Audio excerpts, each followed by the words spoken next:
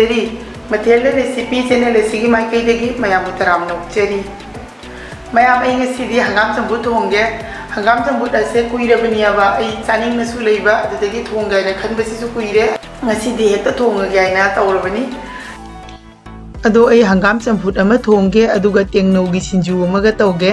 ꯑꯍꯥꯟꯕꯗ ꯍꯪꯒꯥम ꯆꯝꯐꯨꯠ ꯊꯣꯡꯅꯕꯒꯤ ꯃꯆꯜꯁꯦ ꯑꯁꯤ ꯍꯥꯟꯅ ꯍꯥꯏꯔꯒꯦ ꯑꯩꯅ ꯁꯤꯗ ꯍꯪꯒꯥम ꯈꯔ ꯂꯧꯔꯦ ꯍꯪꯒꯥꯝꯁꯦ ꯑꯩꯈꯣꯏ ꯌꯨꯝꯒꯤ ꯍꯪꯒꯥꯝꯅꯤ ꯑꯗꯨꯗꯒꯤ ꯑꯁꯤꯗ ꯍꯥꯞꯅꯕ ꯀꯣꯂꯤꯋꯥꯏꯁꯦ ꯑꯁꯤ ꯀꯣꯂꯤꯋꯥꯏꯁꯦ ꯑꯔꯤꯕꯅꯦꯕ ꯑꯔꯤꯕꯁꯦ ꯏꯁꯤꯡꯗ ꯇꯤꯡꯊꯣꯛꯂꯦ ꯑꯗꯣ ꯁꯤꯗ ꯂꯩꯖꯔꯦ ꯀꯣꯂꯤꯋꯥꯏꯁꯦ ꯑꯩꯈꯣꯏ ꯅꯣꯔꯃꯦꯂꯤ ꯑꯗꯨꯝ ꯑꯅꯧꯕ ꯍꯥꯞꯅꯩ ꯍꯧꯖꯤꯛꯇꯤ ꯑꯅꯧꯕꯁꯦ ꯀꯌꯥ ꯄꯪꯅ ꯊꯣꯛꯇ꯭ꯔꯤ ꯑꯗꯨꯅ ꯑꯔꯤꯕꯁꯤꯅ ꯑꯗꯨꯝ ꯍꯥꯞꯄꯦ ꯑꯗꯨꯗꯒꯤ ꯑꯁꯤꯗ ꯖꯦꯅꯝ ꯅꯥꯀꯨꯞꯄꯤꯁꯦ ꯍꯥꯞꯄꯁꯨ ꯌꯥꯏ ꯍꯥꯞꯇ꯭ꯔꯒꯁꯨ ꯌꯥꯏ ꯑꯁꯤ ꯑꯗꯨꯝ ꯑꯣꯞꯁꯅꯦꯜꯅꯤ ꯑꯗꯨꯗꯒꯤ ꯁꯤꯗ ꯇꯤꯜꯍꯧ ꯂꯩꯔꯦ ꯑꯅꯤꯈꯛ आलू सिंग अदगी असिना कोई खाजिंग ngaरीनेबको खाजिंग ngaरी खरा लौजरे अदुदगी असिना रव अताउबनेबको असि मतु मनिखक लौरे अदुदगी असिना अखोगी कनो ngaरी उतोंगा ngaरी को हौजे हंगाम चंबुकी मचल से हाइब लोइरे तेंगनौगी सिंजु सेमनबगी मचल मुक हाइजरगे अइना सिदा तेंगनौ खरा म लौरे असि युमगिनेबको अदुदगी असिदा मेन मयाम से पामनेबको मिमी से सिदा पैकेट अहुम कक लौजरे अदुदगी सिदा उमोरोक अमा लौरे अदु तिलौ अमा लौरे सिना तिलौ मनानी अदुदगी असिना कनो फदिगोम नेबको अदुदगी असिदा हापनेबा कोई ngaरी सु लेगिरे सिदा हौजिक मचल सिंग से हाइबो लोरबनिना सेमबगे प्रोसेस ता मुचलसी हौजिक अहानबदा हंगाम से हाना सेंबिरनी हंगाम से सुमाइना दुको सुमाइना तौरगा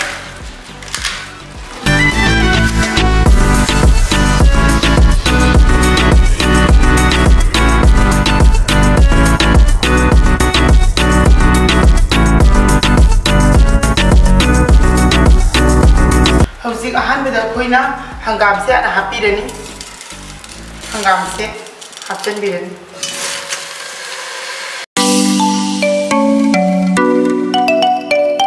ngasai alu amade tilhau do asi hapirani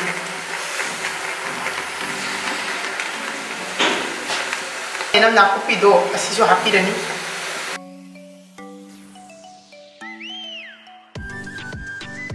asida nga matumani do ado ide sagaire asi hapirani adagi hauji khajingari do asi fazana sampupire asi hapirani hauji asi फजना पत्ती रही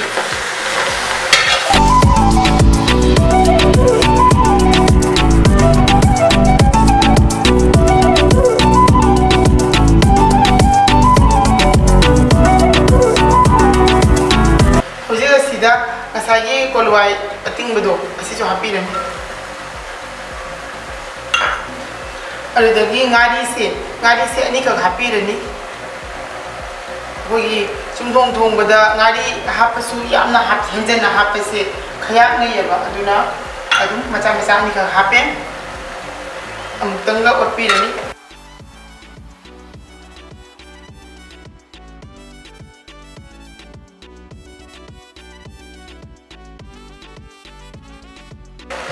ngौबसे मागी हंगाम की मसागी मही थोरकपदो अदु खजिक कंग फाउ ngौबीगनी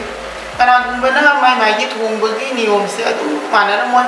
असे अईगी थोंबगी थोंग अदुम थोंजबनीबको हौजी हंगाम से फजना पथरे असिगी मतांग असिदा अखोय मही हापीरनी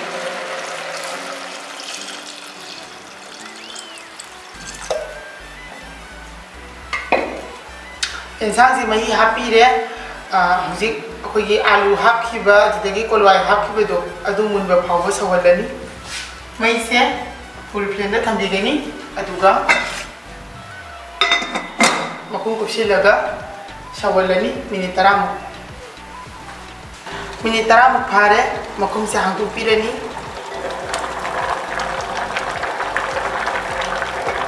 हौजी आलू अमदी कोलवाई से फजना मुल्ले को आलू सिंग से खितंग तखाइबिनी सिंग असुब से हापीरनी सिंसे आई अहानबदा हापौद्रे अदुना हौजिक अदुम हापे हौजिक असिदा येंसांग सिगी चांगदा तुम हापिरनी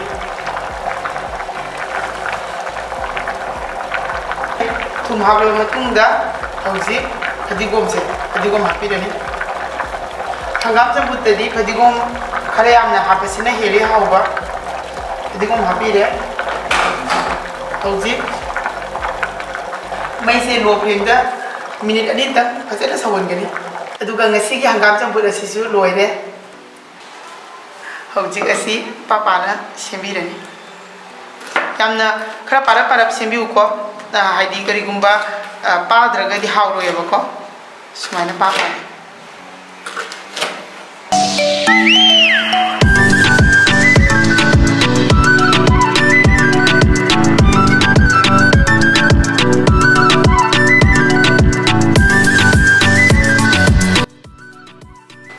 गेस्टा गाड़ी गौनबगी दमकता पैन अमा थागले असिदा गाड़ी से हापिरनी गाड़ी अमा हापे अदुदगी सिना उमोरो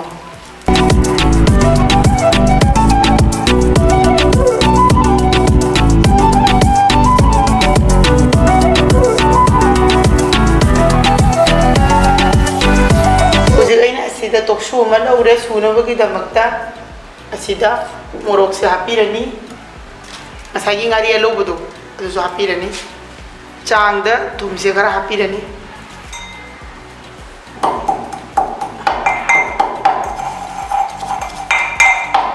Masih pasana sugai bire kuppe. Tinggal ngasai siam kibato kukupna asi hapirani. Ko namada.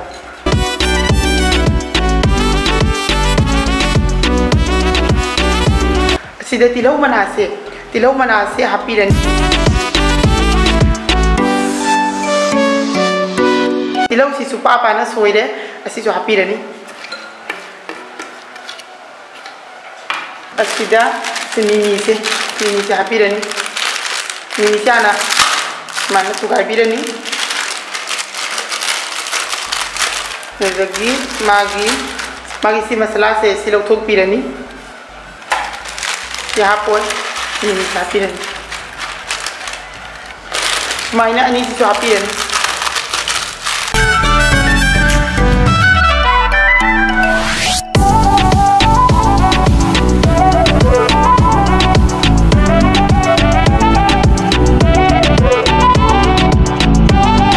mungtang punna mix to birani fazana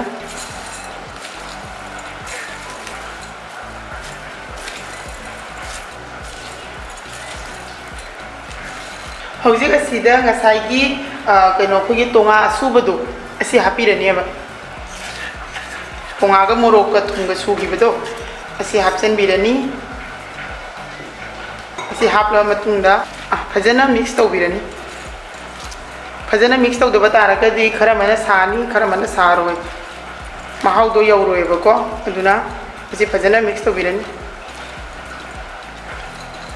असीगा हौजिक फदिगोम हापिरनी दुगा फजना मिक्स तौबिरनी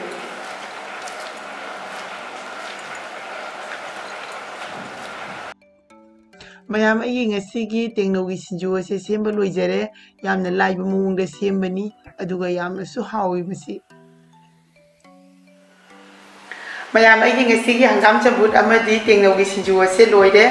अदो हंगाम मतमनी ना मैमसु हंगाम चंबुट से यामना चाबियु हंगाम चंबुटी हक्चांगसु फै अदुदगी हाउसु यामना हावी असे तेंगनोगी सिंजू से असिसु मैमना युमदा ट्राई तौदुना अदुम चाबियु यामना हावबनी अदो ngasiगी ओइनाति भिडियो से मतंग असिदा लोइसिनजरगे मयामना भिडियो सिबु लोइना येंगला मतुंगदा भिडियो सिबु लाइक तौबिरमु शेयर तौबिउ लोइनाना